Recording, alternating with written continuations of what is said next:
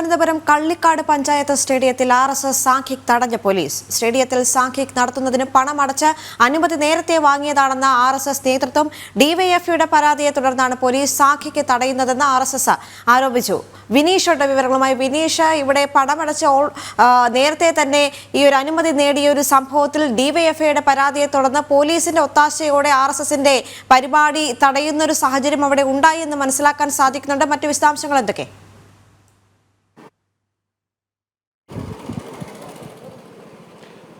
തിരുവനന്തപുരം കള്ളിക്കാട് പഞ്ചായത്തിന്റെ സ്റ്റേഡിയത്തിലാണ് ആർഎസ്എസ് നേരത്തെ ആർഎസ്എസിന്റെ നേതൃത്വത്തിലുള്ള സാംഘിക്കിന് ആദ്യം തന്നെ ആർഎസ്എസ് പ്രവർത്തകരെ അറിയിച്ചിരുന്നത്. തുടർന്ന് ഡിവൈഎഫ്ഐയുടെ നേതൃത്വത്തിൽ വലിയ പ്രതിഷേധം പഞ്ചായത്ത് ഓഫീസിലുണ്ടായി.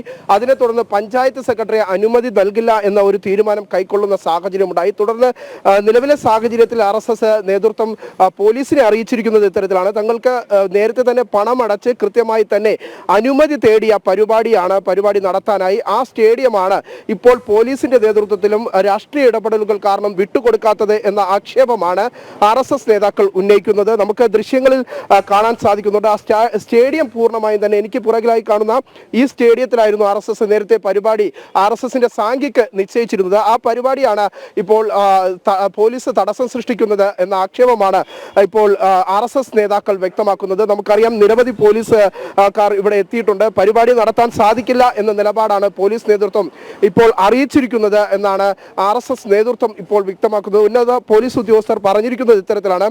സെക്രട്ടറി നേരത്തെ അനുമതി നൽകിയിരുന്നില്ല. ആ ഒരു നൽകാത്ത സാഹചര്യത്തിൽ എങ്ങനെ പരിപാടി നടത്തും എന്ന ചോദ്യമാണ് ഉയരുന്നത്. പക്ഷേ തങ്ങൾ നേരത്തെ തന്നെ പണമടച്ച് അനുമതി വാങ്ങിച്ച പരിപാടി നടത്താൻ കഴിയാത്തതിന് പിന്നിൽ ഇടതുപക്ഷ രാഷ്ട്രീയ ഇടപെടലാണ് എന്ന ആക്ഷേപമാണ് ആർഎസ്എസ് നേതൃത്വം ഉന്നയിക്കുന്നത്. എന്തായാലും പരിപാടി നടത്തുമെന്ന നിലപാടിൽ ഉറച്ച് ആർഎസ്എസ് നേതാക്കൾ ഇപ്പോഴും നിൽക്കുന്നുണ്ട്. നമുക്ക് ദൃശ്യങ്ങളിൽ കാണാൻ സാധിക്കുന്നുണ്ട് നിരവധി പോലീസ് സ്റ്റേഷനുകളിൽ കാട്ടാക്കടയ്ക്ക് സമീപമുള്ള Neyyar Dam police station, Kattakada police station, Maranalloor police station, അങ്ങനെ ഈ കാട്ടാക്കട ഡിവൈഎസ്പിക്ക് കീഴിൽ വരുന്ന എല്ലാ പോലീസ് സ്റ്റേഷനിലെയും പോലീസ് ഉദ്യോഗസ്ഥരുടെ നേതൃത്വത്തിൽ വലിയൊരു പോലീസ് സന്നാഹം തന്നെ ഇവിടെ എത്തിയിട്ടുണ്ട്. അവരുടെ വലിയ രീതിയിൽ പോലീസ് ഉദ്യോഗസ്ഥർ തമ്പടിച്ചു നിൽക്കുന്ന കാഴ്ചയാണ് നമുക്ക് ഇവിടെ കാണാൻ സാധിക്കുന്നത്. യാതൊരു കാരണവശാലും പരിപാടി നടത്താൻ ആർഎസ്എസിന്റെ സാംഘിക നടത്താൻ അനുവദിക്കില്ല എന്നാണ് പോലീസ് അറിയിച്ചിരിക്കുന്നത്. ഡിവൈഎഫ്ഐയുടെ പരാതിയെ തുടർന്നാണ് ഇത്തരത്തിലുള്ള ഒരു ആർഎസ്എസ് സാംഘിക് പരിപാടി ഇപ്പോൾ നടത്താൻ പോലീസ് അനുമതി നൽകാത്തത് എന്ന ആക്ഷേപമാണ് ആർഎസ്എസ് നേതാക്കൾ ഉന്നയിക്കുന്നത്. എന്തായാലും വലിയ രീതിയിലുള്ള ആക്ഷേപങ്ങളും വിമർശനങ്ങളും സ്ഥലത്ത് ഉണ്ടാകുന്നുണ്ട്. നമുക്ക് ദൃശ്യങ്ങളിൽ കണ്ടതുപോലെ തന്നെ എന്തായിരുന്നാലും പരിപാടിയിൽ നിന്ന് പിന്നോട്ടമില്ല എന്ന നിലപാട് തന്നെയാണ് ആർഎസ് നേതൃത്വം ഇപ്പോഴും കൈവരിച്ചിരിക്കുന്നത്. അത്തരത്തിലുള്ള നിലപാടുമായി തന്നെയാണ് ആർഎസ് നേതാക്കൾ മുന്നോട്ട് പോകുന്നത് എന്നാണ് നമുക്ക് മനസ്സിലാക്കാൻ സാധിക്കുന്നത്. എന്തായാലും വലിയ രീതിയിലുള്ള ഒരു പ്രതിഷേധം സംഘപരിവാർ സംഘടനകളുടെ ഭാഗത്തുനിന്ന് ഈ വിഷയത്തിൽ ഉണ്ടാകുന്നു എന്നതാണ് എടുത്തു പറയേണ്ട കാര്യം. വിനീഷ, അതോടൊപ്പം തന്നെ ഇവരുടെ കയ്യിൽ നിന്ന് പണം കൈപ്പറ്റി അനുമതി കൊടുത്തിരുന്നു നേരത്തെ തന്നെ. അപ്പോൾ ഈ അനുമതി നൽകിയപ്പോഴും പണം കൈപ്പറ്റിയപ്പോഴും ഈ തടസ്സങ്ങളൊന്നും ഇല്ലായിരുന്നു എന്നത് വ്യക്തമായിട്ടുള്ള ഒരു കാര്യം തന്നെയാണ്. ഡിവൈഎഫ്ഐയുടെ ഇടപെടലിനെ തുടർന്നാണ് ഇപ്പോൾ പോലീസിന്റെ ഭാഗത്തു നിന്നും ഇപ്പോൾ വലിയൊരു തടസ്സവുമായി അവർ മുന്നോട്ട് വന്നിരിക്കുന്നത് എന്നതും വ്യക്തമായ ഒരു കാര്യം തന്നെയാണ്. ഇടത് സർക്കാർ ഭരിക്കുന്ന സംസ്ഥാനത്ത് മറ്റ് സംഘടനകൾക്കും പാർട്ടികൾക്കും ഇവിടെ പരിപാടികളൊന്നും നടത്തണ്ട എന്നൊരു നിലപാടിലേക്കാണ് പോലീസും എത്തി നിൽക്കുന്നത്.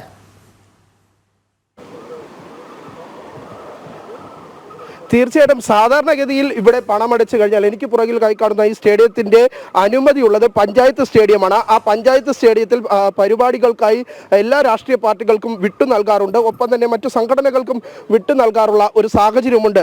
എന്തായിരുന്നാലും പക്ഷേ അത്തരത്തിൽ പണമടച്ച് നേരത്തെ അനുമതി വാങ്ങി സാംഘിക്കിനുള്ള അനുമതി പ്രത്യേകിച്ച് ആർഎസ്എസ് നേതാക്കൾ വാങ്ങിയിരുന്നു. അതിനുശേഷമാണ് രാഷ്ട്രീയ ഇടപെടലുകൾ കൊണ്ട് ഒരു കാരണവശാലും പഞ്ചായത്ത് സ്റ്റേഡിയത്തിൽ പരിപാടി അനുവദിക്കില്ല എന്ന നിലപാട് ഡിവൈഎഫ്ഐ കൈക്കൊണ്ടത്. ഇതിന്റെ അടിസ്ഥാനത്തിൽ തന്നെ ഡിവൈഎഫ്ഐ നേതാക്കളും രംഗത്തെത്തുന്ന സാഹചര്യമുണ്ടായി. വലിയ പ്രതിഷേധമുണ്ടാകുന്ന സാഹചര്യമുണ്ടായി. ഇതിനിടയിലാണ് പോലീസിന്റെ ഒരു ഇടപെടൽ ഉണ്ടായിരിക്കുന്നത്. പോലീസ് നിലപാട് വ്യക്തമാക്കുന്നത് ഇത്തരത്തിലാണ്. ഒരു കാരണവശാലും പരിപാടി നടത്താൻ അനുവദിക്കില്ല എന്ന നിലപാട് സ്വീകരിച്ചിരിക്കുന്നു. നമ്മോടൊപ്പം ഇപ്പോൾ ഹിന്ദു ഐക്യവേദിയുടെ നേതാവ് അശോകൻ ചേരുകയാണ്. ഈ ഒരു പരിപാടി ഇങ്ങനെ നടത്താതിരിക്കാനുണ്ടായ കാരണം എന്തുകൊണ്ടാണ്? ഈ ഒരു പരിപാടി പോലീസ് തടയുന്നത് എന്തുകൊണ്ടാണ്? അദ്ദേഹം അതുമായി ബന്ധപ്പെട്ട പ്രതികരണത്തിലേക്ക് കടക്കുന്നില്ല. പക്ഷേ നിലവിലെ സാഹചര്യത്തിൽ നമുക്ക് മനസ്സിലാക്കാൻ സാധിക്കുന്നത് ആർഎസ്എസിന്റെ നിരവധി പ്രവർത്തകർ ഇപ്പോഴും ഇവിടേക്ക് ഒഴുകിയെത്തുന്നു. മറ്റൊരു സ്ഥലത്തേക്ക് അവർ കൂടി നിൽക്കുന്നു എന്ന വിവരങ്ങൾ തന്നെയാണ് നമുക്ക് ലഭിക്കുന്നത്. പരിപാടി സാംഘിക്ക് എന്തായിരുന്നാലും ഈ തങ്ങൾ പണമടച്ച സാഹചര്യത്തിൽ സാംഘിക്ക് നടത്തും എന്ന് തന്നെയാണ് അറിയിച്ചിരിക്കുന്നത്. ബിനീഷ്, അതോടൊപ്പം തന്നെ നേരത്തെ പറഞ്ഞ കാര്യം തന്നെയാണ് പറയുന്നത്. ഈ പണം കൈപ്പറ്റുന്ന സമയത്ത് യാതൊരുവിധ തടസ്സങ്ങളും പറഞ്ഞിരുന്നില്ല, മറ്റു കാര്യങ്ങളൊന്നും അറിയിച്ചിട്ടില്ല. ഇപ്പോൾ പരിപാടി തുടങ്ങുന്നതിന് മണിക്കൂറുകൾ മാത്രം ബാക്കി നിൽക്കെ ഇത്തരം ഒരു ഇടപെടൽ ഉണ്ടാകുന്നു, അല്ലെങ്കിൽ പോലീസ് അവിടേക്ക് ഒഴുകിയെത്തുന്നു, വലിയൊരു സേന തന്നെ അവിടേക്ക് എത്തുന്നു, ഇത് മുടക്കുന്നു. അപ്പോൾ നമുക്ക് ഇതിൽ നിന്ന് മനസ്സിലാവുന്നത് നേരത്തെ തന്നെ ഇത് കരുതിക്കൂട്ടി ഗൂഢാലോചനയിലൂടെ ഈ ഒരു ചടങ്ങ് മുടക്കണം എന്നൊരു ഉദ്ദേശത്തോടു കൂടി തന്നെയാണ് ഡിവൈഎഫ്ഐയുടെ ഭാഗത്ത് നിന്ന് ഇത്തരത്തിലൊരു പ്രവർത്തനം ഉണ്ടായിരിക്കുന്നത്. അതിന് പോലീസിന്റെ സഹായം കൂടി ഇപ്പോൾ അവിടെ ലഭിച്ചുകൊണ്ടിരിക്കുന്നു എന്ന് വേണം കരുതാൻ, അല്ലേ?